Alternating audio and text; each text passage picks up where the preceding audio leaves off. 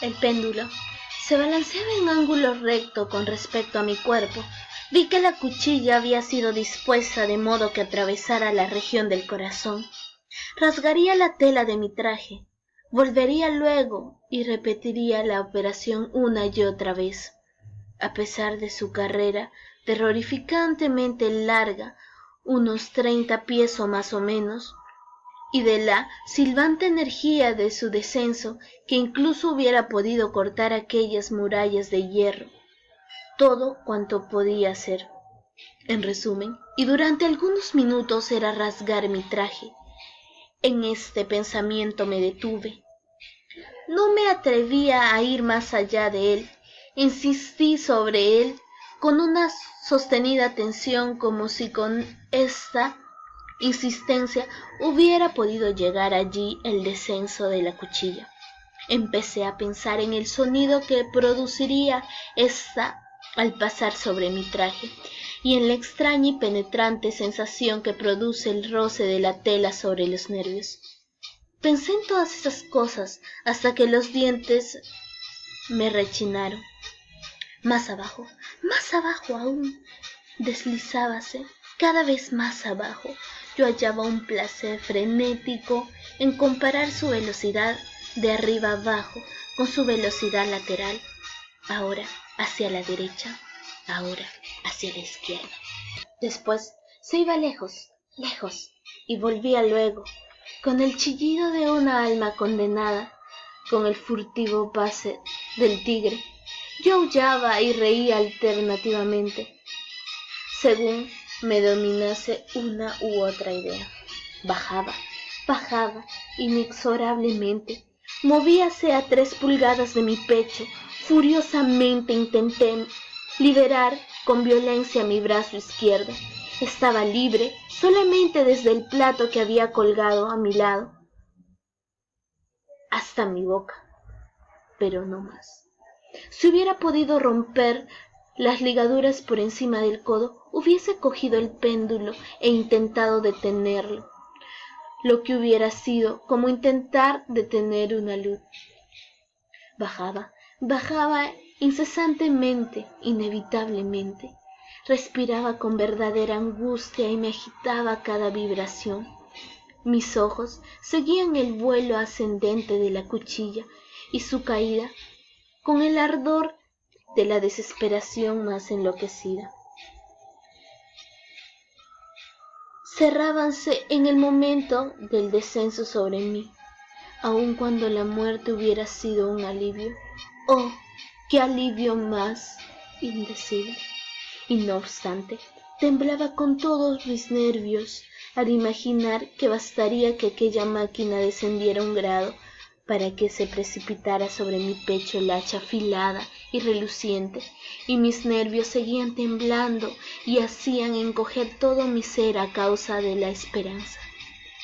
Sí, la esperanza, de la esperanza triunfante aún sobre el potro, que dejábase oír al oído de los condenados a muerte incluso en los calabozos de la Inquisición. Vi que 10 o 12 pasadas más pondrían el acero en directo contacto con mi ropa, y con esta observación entróse en ánimo toda la intensa y acumulada calma de la desesperación. Desde hacía muchas horas, desde hace muchos días, tal vez pensé por primera vez, se me ocurrió que la tira o correa que me ataba era de un solo trozo. Estaba atado con una ligadura continuada. La primera mordedura de la cuchilla de la media luna, efectuada en cualquier lugar de la correa, tenía que desatarla lo suficientemente para permitir que mi mano la desenrollara de mi cuerpo. Pero qué terrible era en este caso su proximidad, el resultado de la más ligera sacudida seria mortal. Por otra parte, ¿habían previsto o impedido esta posibilidad los secuaces del verdugo? ¿Era posible que el péndulo en su recorrido atravesase mi pecho y las ligaduras? Temblando al imaginar frustrada mi débil esperanza, la última realmente, levanté mi cabeza lo bastante para ver bien mi pecho.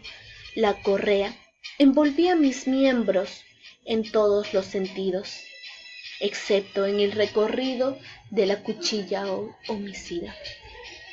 Apenas había dejado caer de nuevo mi cabeza en su posición primitiva, cuando me pasó por la imaginación algo que solo sabría definir aproximadamente, diciendo que era la mitad no formada de la idea salvadora que ya he expuesto, y de la que vagamente había flotado en mi cerebro una sola mitad cuando llevé a mis labios ardientes el alimento.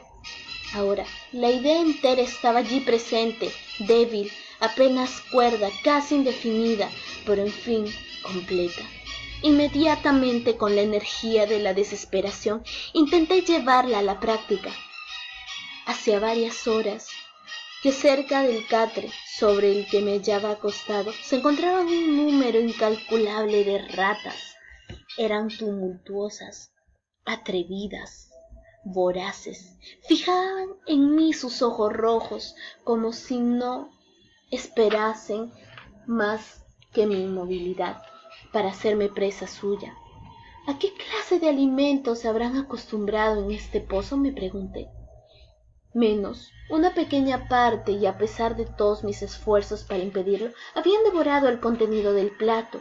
Para alejarlos, yo había adquirido el hábito de mover la mano con una especie de vaivén o bamboleo alrededor del plato, pero la uniformidad maquinal de este movimiento le había restado eficiencia.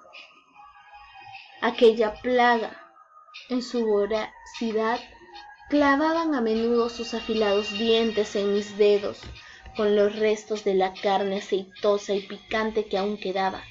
Froté vigorosamente mis ataduras hasta donde me fue posible hacerlo, y hecho esto, retiré mi mano del suelo y me quedé inmóvil y sin respirar.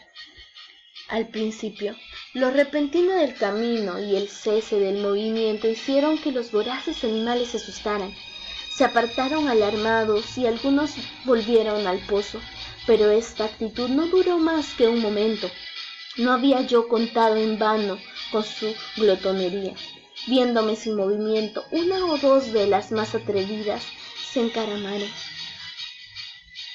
por el catre y olisquearon la correa, libre, y en las garras de la Inquisición. Apenas había escapado de mi lecho de horror, apenas hube dado unos pasos por el suelo de mi calabozo cuando cesó el movimiento de las máquinas infernales, y la oí subir atraída hacia el techo por una fuerza invisible. Aquella fue una lección que llenó de desesperación mi alma. Indudablemente todos mis movimientos eran espiados. Libre, había escapado de la muerte bajo una determinada agonía, solo para ser entregado a algo peor que la muerte misma, y bajo otra nueva forma. Pensando en ello, fijé mis ojos en las paredes de hierro que me rodeaban.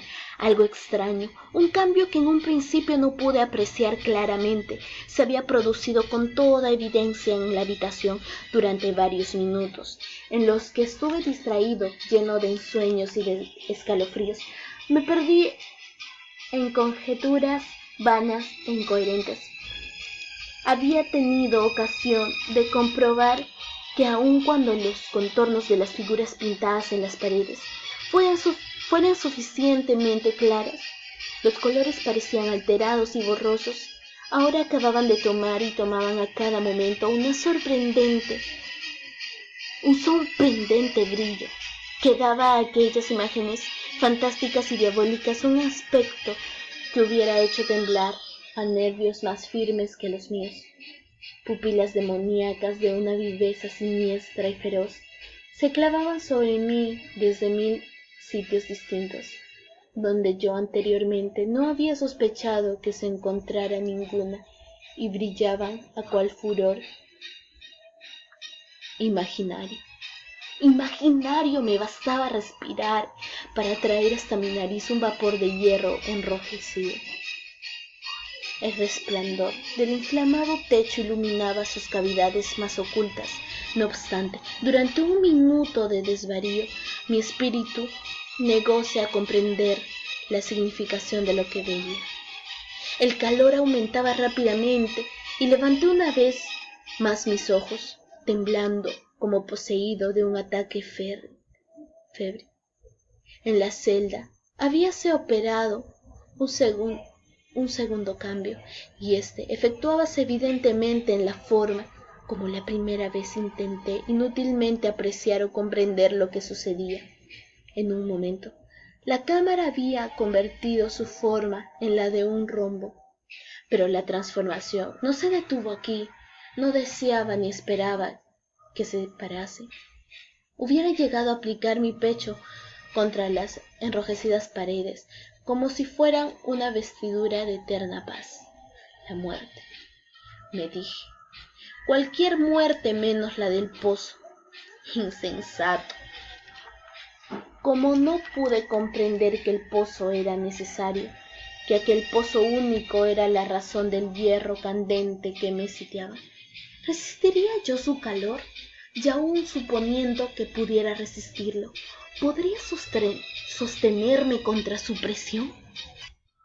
El rombo se aplastaba con una rapidez que no me dejaba tiempo para pensar.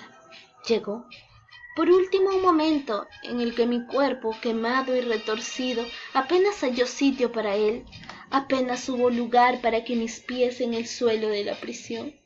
No luché más, pero la agonía de mi alma se exteriorizó en un fuerte y prolongado grito de desesperación. Me di cuenta de que vacilaba sobre el brocal. Aparté mis ojos. Pero he aquí un ruido de voces humanas, una explosión, un huracán de trompetas, un poderoso rugido semejante al de 1000 truenos. Los muros de fuego echáronse hacia atrás precipitadamente.